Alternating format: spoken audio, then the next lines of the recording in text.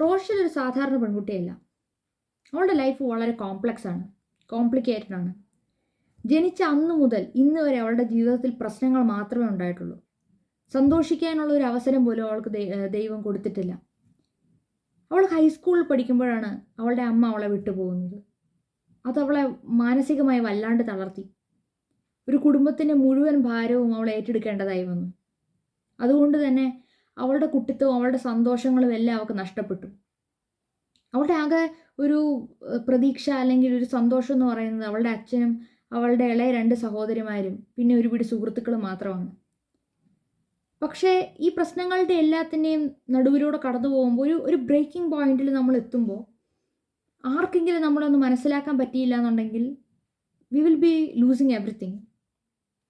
അങ്ങനെ ഒരു പോയിന്റിൽ അവളുടെ സുഹൃത്തുക്കൾക്കോ അവളുടെ അച്ഛനോ അവളുടെ സഹോദരങ്ങൾക്കോ ആർക്കും മനസ്സിലാക്കാൻ പറ്റുന്നില്ല.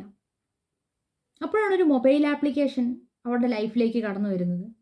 അത് അവളെ മനസ്സിലാക്കുന്നു. അവളുടെ പ്രശ്നങ്ങളെ എല്ലാം സോൾവ് ചെയ്ത് കൊടുക്കാനായി അവളെ സഹായിക്കുന്നു. അങ്ങനെ അവളുടെ ജീവിതത്തിൽ ചെറിയ ചെറിയ രീതിയിൽ സന്തോഷങ്ങൾ വരികയാണ്. അവൾ ആഗ്രഹിച്ച കാര്യങ്ങളൊക്കെ അവൾക്ക് ചെയ്യാൻ പറ്റുകയാണ്. പക്ഷേ ഇതിൻ്റെ എല്ലാത്തിൻ്റെയും ഒരു ഓപ്പോസിറ്റായിട്ട് ആ മൊബൈൽ ആപ്ലിക്കേഷൻ ചെറിയ ചെറിയ ഫേവറുകൾ അവളോട് ചോദിക്കുന്നു. അങ്ങനെ നാളുകൾ കടന്നു പോയതിന് ശേഷം അവൾക്ക് ചെയ്തു കൊടുക്കുന്ന ആ ഒരു കാര്യങ്ങളെക്കാട്ടിലും കൂടുതലാണ് ഈ മൊബൈൽ ആപ്ലിക്കേഷൻ ആവശ്യപ്പെടുന്നത്. അങ്ങനെ അവൾ പാരനോയിഡ് ആകുകയാണ്. അവൾ പറയുന്ന ആരും വിശ്വസിക്കുന്നില്ല. അവളവിടെ മരിച്ചുപോയ അമ്മയെ കാണുന്നു എന്ന് പറയുന്നു. അവളെ ഭ്രാന്തിയായി എല്ലാവരും മുദ്ര കുത്തുന്നു. ഒരു ഔട്ട്കാസ്റ്റായി കാണുന്നു. എല്ലാവരും വെറുക്കപ്പെടുന്നവളാവുന്നു അവൾ. അങ്ങനെ ഒടുവിൽ അവളുടെ ജീവിതം അവസാനിപ്പിക്കുകയാണ്. This is Netflix one of the best psychological tech horror series the Red Rose. ഇത് ക്രിയേറ്റ് ചെയ്തിരിക്കുന്നത് മൈക്കിൾ ആൻഡ് പോൾ ക്ലാർക്സൺ ആണ്. ഇവർ തന്നെയാണ് the Haunting of Bly Manor എന്ന് പറയുന്ന ഒരു വളരെ ഫേമസ് ആയിട്ടുള്ള ഹൊറർ സീരീസ് ചെയ്തിരിക്കുന്നത്.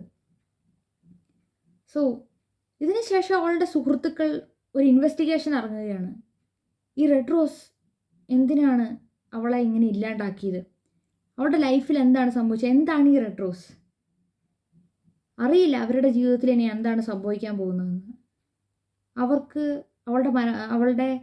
അവൾ വിട്ടുപോയതിൻ്റെ കാരണം അവൾക്ക് തിരിച്ചറിയാൻ പറ്റുമോ? അതോ അവരും ഈ റെഡ് റോസിൻ്റെ ട്രാപ്പിൽ അകപ്പെട്ട് ഇല്ലാണ്ടായി പോകും? നമുക്ക് കാണാം എന്താണ് സംഭവിക്കാൻ പോകുന്നത്.